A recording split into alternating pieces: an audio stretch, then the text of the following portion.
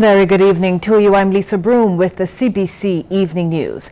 In our top story tonight, almost 37 years since an attempt was made to form a human chain link around the island, Barbadians made another attempt at it today. Many made sure that they were at the various points early this morning to hold hands and give Barbados one big hug.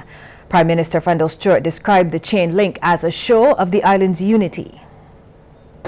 A chain of blue, gold and black. I cannot count the numbers of people here along the Wharf Road just outside of Parliament buildings who have gathered for today's historic human chain link.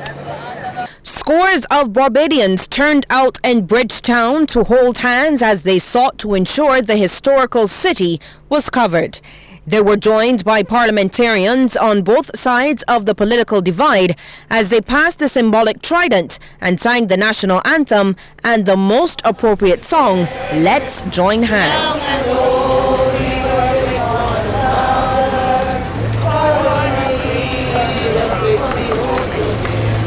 Prime Minister Fundell Stewart thanked Barbadians for turning out in their numbers to support the chain link and says the initiative shows the island's unity. So both at the descriptive level and at the prescriptive level, I think this is a great moment for Barbados and for Barbadians, and I want to say thanks to all of those persons, all of those institutions, all of those agencies that have understood the importance of this moment and have lent so overwhelming support to it. I think that at age 50, as a nation, this sends a very clear message that Barbados intends to continue to be a great nation and that our people are resolved to make whatever contribution they can to that greatness. It's a proud moment, and I want to say thanks to all, and we now move on to the next 50 years. Opposition leader Mia Motley was also along the Wharf Road with other members of the Barbados Labour Party. She described the 50th anniversary of independence as a time for Barbadians to recommit. In us all now flows a lot of emotions. We want to celebrate. We want to be happy as Barbadians. But we also look around and see how difficult things are. And how we manage that, I hope, will not be to retire and to get angry, but to recommit, because after the 30th of November comes the 1st of December. And the 1st of December will allow us to ensure that the next few years gives us a solid foundation for the next 50. President of the Senate, Senator Carrie-Ann Eiffel, was excited to take part. In 1979, I was out of the country. I was only 5 years old and I was really disappointed I didn't get to do it then. So personally, I think it's a wonderful thing for me, but more importantly, it's a very, very beautiful thing for our country. 50 years is not going to come again, and I think it's something that all Barbadians should seek to participate in, and remember that it's not just about us as individuals, but about what we can do for our country to lift it even higher. Her sentiments were shared by Social Care Minister Steve Blackett. It's a historic occasion, of course. I don't remember the last chain link that we had where I was, quite frankly, but I wouldn't have missed this opportunity for the world, and I'm so pleased, and my breast is bursting with pride this morning to be actually part of this chain link. There were reports of gaps in some areas. However, the turnout from schools appeared to be extremely high. Lisa Lord, CBC News. Well, the Parish of St John was abuzz with activity as residents held hands in the streets in their bid to hug the nation. Students and residents alike joined hands in the Parish of St John as hundreds formed part of the human chain link. They were joined by schools from the neighbouring Parish of St George, and despite this, there were several noticeable breaks in the chain. MP for St John, Mara Thompson, says there was a good gathering of people where she stood just outside the David Thompson Polyclinic. She added that it was a momentous occasion for residents as the father of independence represented them when the country gained independence 50 years ago. We almost feel as though this is where it began, since Cyril Barrow was the representative.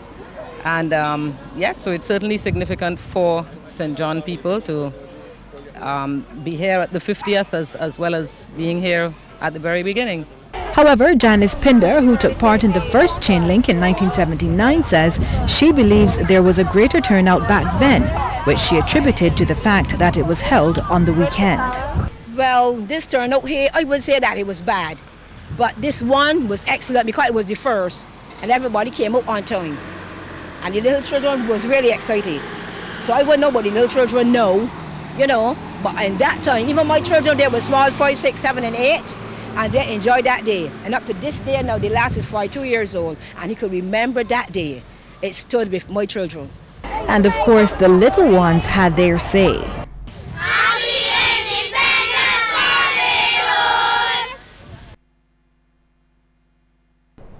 Well, joining us live now to tell us what's in store over the next 24 hours is Deputy Chair of the Independent Secretariat and Labour Minister, Senator Dr. Esther Bayer-Suckoo.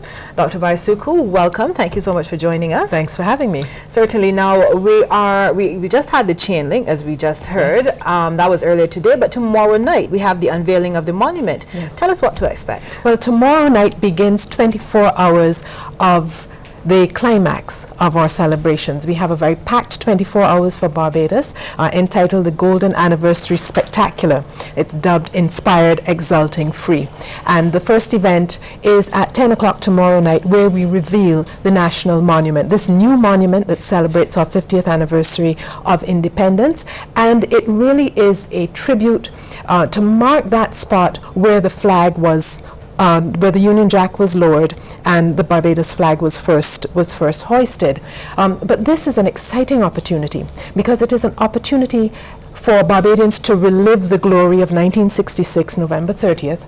It is also an opportunity for persons like me born after independence to get that feel and that excitement, because that is really what it's about. We're going to be unfurling a massive flag of Barbados. We won't be pulling down the Union Jack again, of course that time has passed, but we'll be raising a massive Barbados flag, which is going to stay there.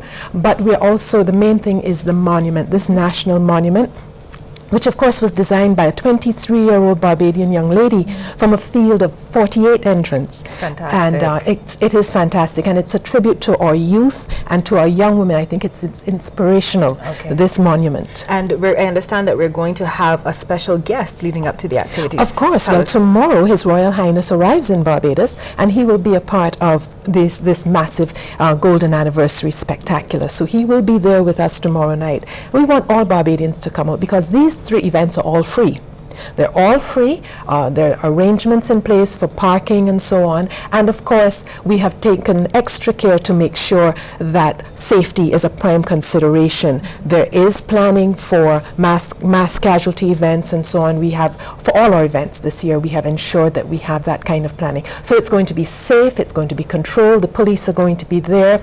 We want these events to be family events, and we want all Barbadians to come out. We want Barbadians 50 years from now to remember where they were on the night of Tuesday, November 29th, when we reveal this national monument. That's really what we want. You know, I hear people talking about November 1966, and I feel a little envious, but I'm going to be there. Yes. I'm going to be there so I can remember where I was on that night when the monument was revealed. Thank you very much. That is Senator Dr. Esther Bayer-Suckoo, the Deputy Chair of the Independent Secretariat. She was telling us about all that is to come over the next 24 hours. Thank you very much. My pleasure. Certainly.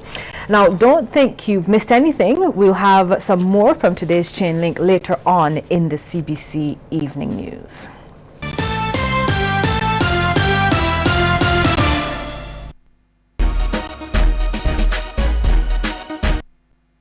Don't let your data experience slow you down. Step up to Digicel, Barbados' fastest 4G network, more than twice as fast as the slow network. Get more with Digicel.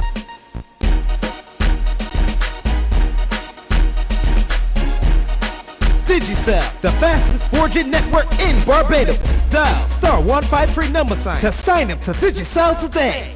Sandals, sandals, sandals galore. Megville gives you ladies sandals for this week only. Monday to Saturday, any pair of sandals for only $25. So go to Megville on Tudor Street, High Street and Palmetto Street for any pair of sandals for only $25. This week only, Monday to Saturday.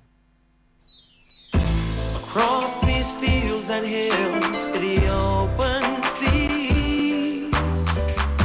If ever I'm lost, I know you'll be there for me.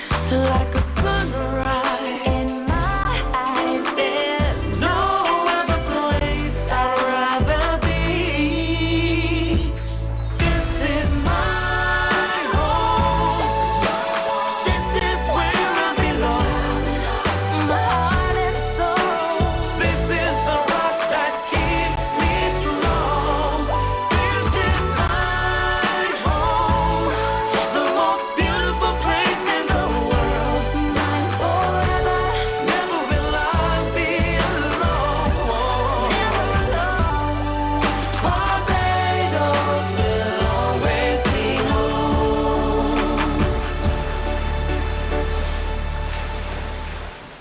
This season on CBC TV, The People's Business, Sundays at 8:05 p.m. Made possible by our partners, Solar Dynamics, the most efficient solar hot water system.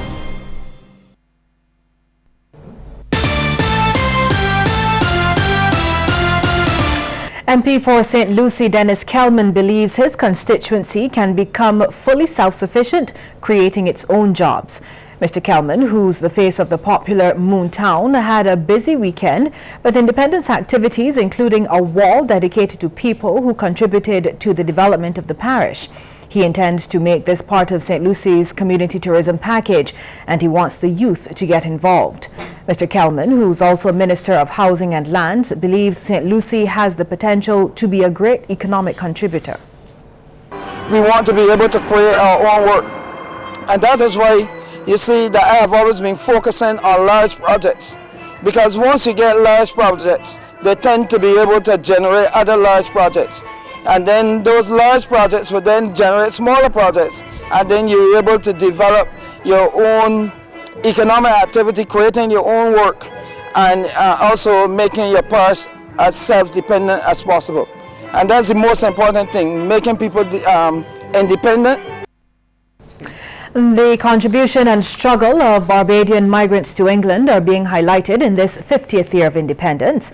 These stories are displayed by author Victor Richards, who held his book launch at the Infinity Hotel.